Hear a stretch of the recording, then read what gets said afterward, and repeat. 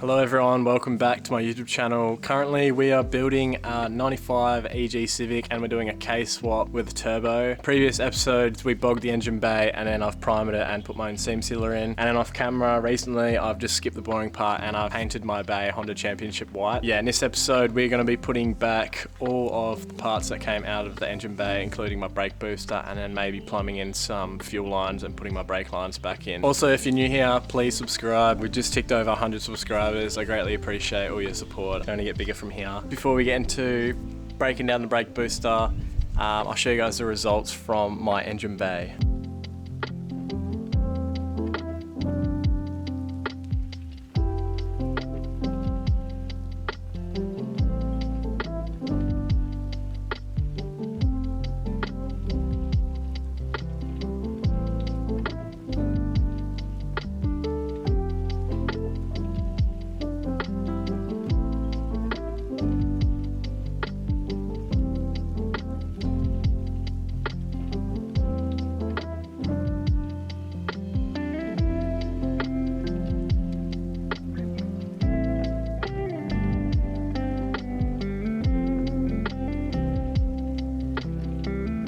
This is a DC2 Integra Type R brake booster and master cylinder, and my car has also had the DC2 Integra Type R rear brake upgrade. So previously they came with drums, the EGs, been upgraded to the rotors in the rear and bigger brakes in the front as well. When you do bigger brakes and that with these, you gotta add the bigger master cylinder and brake booster to kind of compensate. So as you can already see, this master cylinder or brake booster is leaking. It's leaking along the bottom here. Previous person that owned this car, they actually tried sealing this up. I got this seal kit from Protex. So pretty much it just comes with a bunch of seals. Buying a new one of these is really expensive. I don't really want to do that. It's like $300 Australian. Can't afford it. Let's get this master cylinder off the actual brake booster and we'll get into it. With most Hondas, especially this generation of Honda, you can swap parts over from the DC2 Integra and the S2000 and a few other models to the EG hatches. This includes interior parts, suspension parts, and braking parts. Originally, the EG hatches came with drum brakes in the rear and small rotors in the front. Using the DC2 Integra Type R brakes, you can upgrade your drums to rotors and small rotors in the front to big. This is a very good way of upgrading a small hatchback with reliable and cheap parts back in the day. But currently parts for these cars are getting more rare and even more expensive.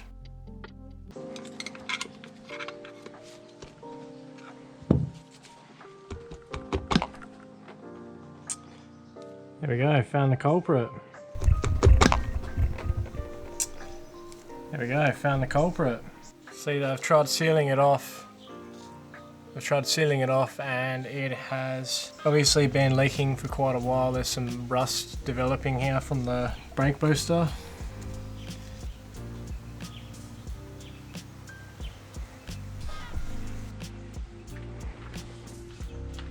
So you're probably wondering, what is a brake booster and what is a master cylinder? So a brake booster is used to multiply the braking force of the pedal when the brakes are applied. This version of brake booster is a vacuum version. It's most common and it uses a spring-loaded diaphragm to multiply the pressure to the brakes. Before we break down the master cylinder, let me show you the components and the purpose. First, you have your reservoir that holds the brake fluid. Then you actually have the cylinder itself. The cylinder has two ports, a primary port and a secondary port. Inside the cylinder there are two pistons, a primary and a secondary. To remove the pistons, you'll need to move the cross bolt that retains the pistons and the circlip. Each piston has a spring that holds the pistons pressurized. You'll also have seals that point in the direction of the pressurization of each little part of the cylinder.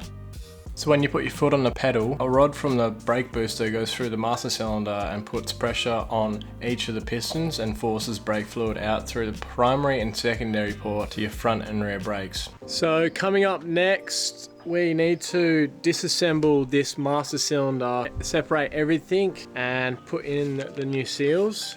For starters, I've got to get rid of this actual reservoir part on the top which holds the brake fluid, and then we need to get this circlip out the bottom of here.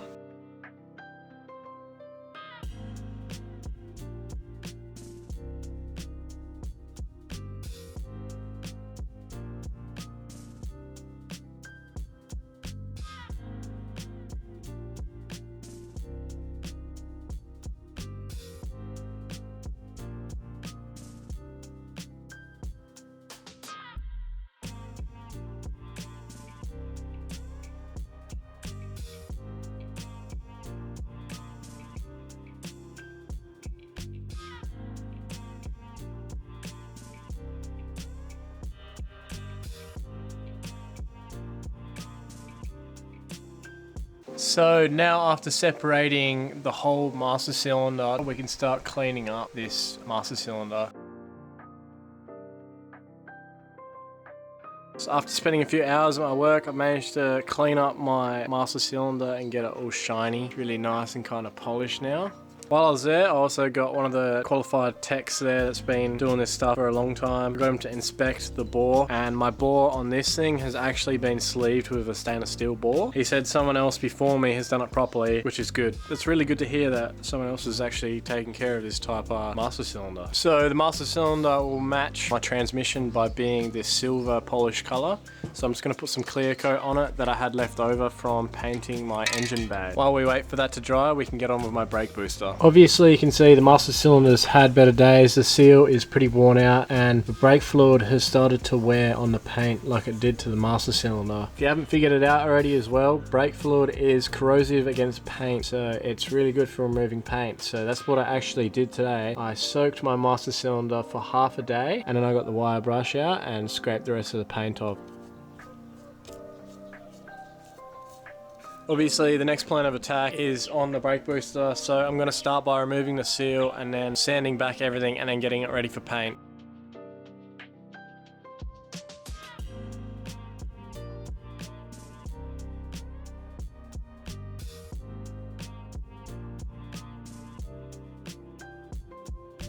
While we wait for the brake booster to dry with paint, we can go ahead and reseal our two pistons. So unfortunately none of these new seals actually fit. All four of these don't fit, and then this is too big as well, like these little shims are too big as well. It's alright, all these seals are looking pretty good anyway. I'm just a little bit disappointed. At least we got this one. I'm 100% sure this one will fit. So now we can chuck all this back together, back into the master cylinder.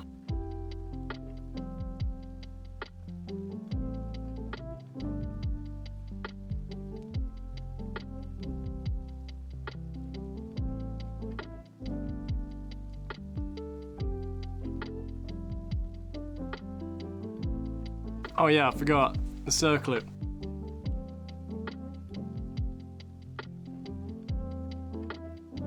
Now I'm gonna clean up this reservoir and clean out the filter on the inside, as it has a little filter and the inside's kind of getting a bit yucky.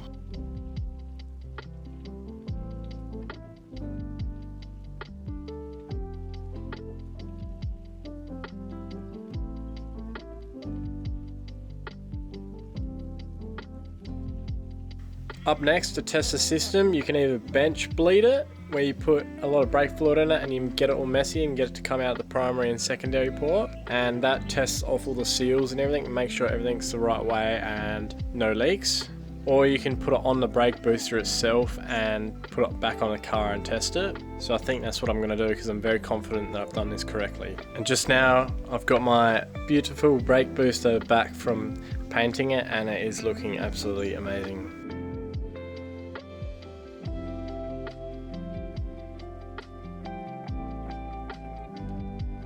So finally, when installing the master cylinder to the brake booster, make sure you just lube that little rod that comes out of the brake booster as it pushes into the master cylinder, and it's metal on metal. So if you put a bit of grease on it, it saves a bit of wear and tear and prevents the damage, and you get more long life out of it.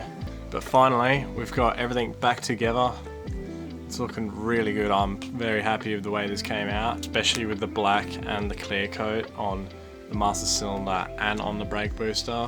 So I'm actually extremely happy with this. Then finally, when you're done with that, you just need to take off these 4 bolts, slide this through the firewall, and then get on the inside, do up the 4 bolts to tighten that onto the firewall, and then clip this into your brake pedal, and you're done.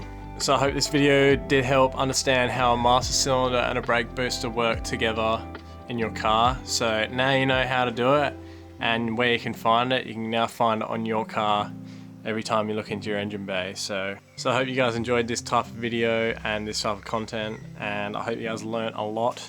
So if you're new here, please subscribe. We're at 106 subscribers as of this video getting recorded. It can only get bigger from here, and I'm going to be putting out videos more often now. Slowly getting into putting the engine back in the car. We just got to finish putting everything back in the engine bay, and then we're going to get there. So till next time, I'll catch you guys later.